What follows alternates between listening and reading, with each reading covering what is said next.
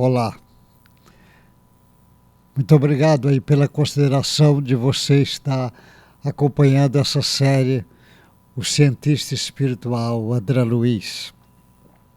Eu chamo assim porque é um cientista diferente, porque normalmente os cientistas nossos, ele pega os fatos e vai confirmar se existe determinados fatos, forma a hipótese, ele vai estudar aquela hipótese, ver se bate, se as expressões que ele quer na bioquímica, na física, na biologia, se vai batendo com o que ele está planejando, tentando provar que existe ou não aquela verdade daquela hipótese e até virar a teoria.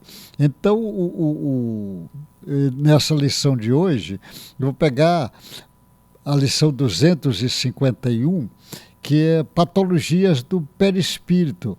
Essas patologias do perispírito, ela é bem estudada. Sobretudo, tem vários livros do André que falam sobre isso. No livro Libertação mesmo, ele conta de uma senhora que ele vai acompanhar, e essa senhora está almoçando, a senhora de finuro, de fino trato, bem vestida, bem maquiada, o cabelo bem penteado, joias, tem tudo, uma pessoa casada com um homem que tinha condições econômicas muito boas. Esse homem era viúvo, casado com ela pela segunda vez, e ela ali com aquela aparência. Quando ela termina o almoço, ela encosta no sofá e ela cai no sono. E ela, quando cai no sono, o perispírito se afasta momentaneamente do corpo. Nós já falamos isso, que também são informações que o André Luiz traz, mostrando que você afasta, mas normalmente fica o corpo etérico ali ligado com o corpo físico, nunca afasta mais do que 10 metros, mas o perispírito pode afastar mais, ligado já o perispírito, corpo mental e com o espírito, com todas aquelas coisas que o espírito traz.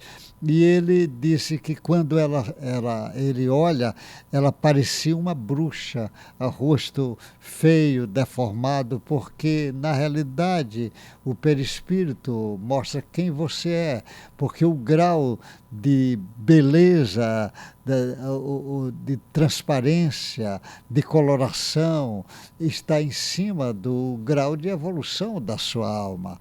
Uma alma que já vem se ligando ao amor, ela apresenta o perispírito com uma sutileza diferente de uma alma que ainda tem satisfação no mal.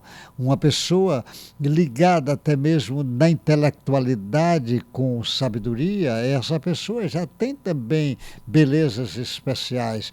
Uma alma caridosa, que coloca a caridade como um dos fragmentos importantes no seu marcha evolutiva, ela também apresenta uma coloração especial. Uma pessoa que é ligada com a arte, com a beleza que a arte leva na direção de Deus, na direção da beleza e da perfeição, ele também apresenta características, cada um de acordo com o que ele vai fazer. Então, a patologia desse perispírito depende de muita. Tem transformações.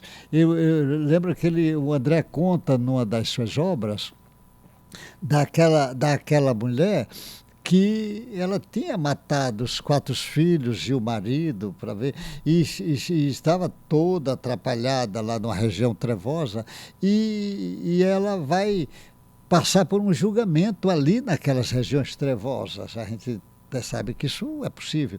Ele manda que ela conte a história. E ela, quando diz para ele que matou os 4 filhos, ele já sabia, e o marido, e então ela já vem sofrendo muito tempo, e ele diz: você é uma loba, repete isso várias vezes, e como ela já está com isso cristalizado dentro dela, aquele sentimento de culpa e de remorso, que aquilo começava a incomodar, vai num processo de é como se ela imprimisse dentro dela e ela começa a tomar feição de loba, às vezes se apresenta, pessoas que se apresentam deformidade, que ele chama de licantropia, às vezes na forma de animais, ele se apresenta assim. A gente diz, puxa, como é possível isto?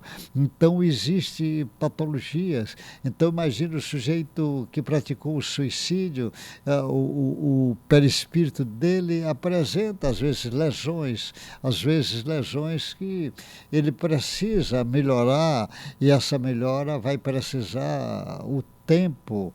Às vezes ele apresenta, tem uma série de patologias que está no perispírito, quando normalmente nessas psicoses muito profundas, como, por exemplo, às vezes uma esquizofrenia, essas psicoses, normalmente que são muitas, essas psicoses, na maioria das vezes, já são patologias já do perispírito, que ele, ao reencarnar, traz essa patologia e está jogando do corpo físico essas, às vezes, determinadas patologias, que é uma forma de eliminar aquelas informações que tem no seu perispírito armazenada.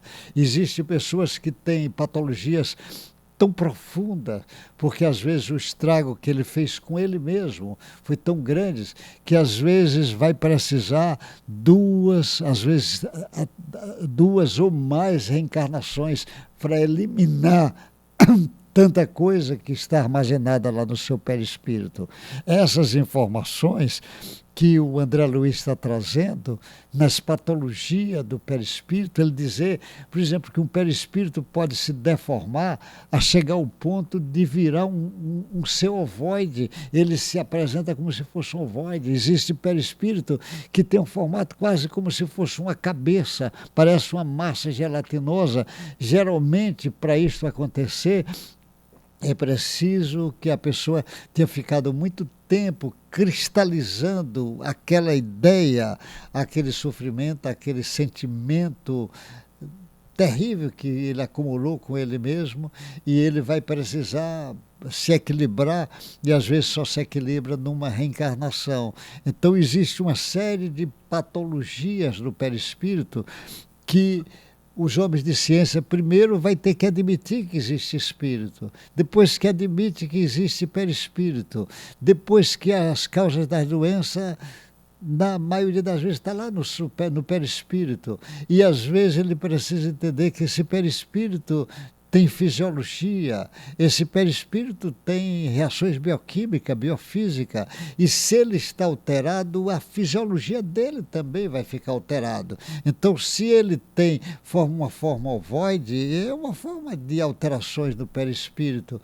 Então, esse material que André Luiz está trazendo, com certeza, os homens de ciência vão precisar fazer algumas pesquisas antes, para depois chegar ao estudo das patologias do perispírito. Primeiro ele vai ter que fazer pesquisas para saber que o perispírito existe, e para depois poder estudar as patologias do perispírito. Então ele está trazendo uma informação que eu acredito que vai precisar alguns anos para os homens de ciência debruçar com muita sabedoria no estudo das patologias do perispírito. E ele traz essas informações em muitos livros dele. Em muitos livros ele vai trazer essas informações, que é um mundo novo para o mundo acadêmico científico atual. Deus te guarde, meu irmão. Um abraço bem forte.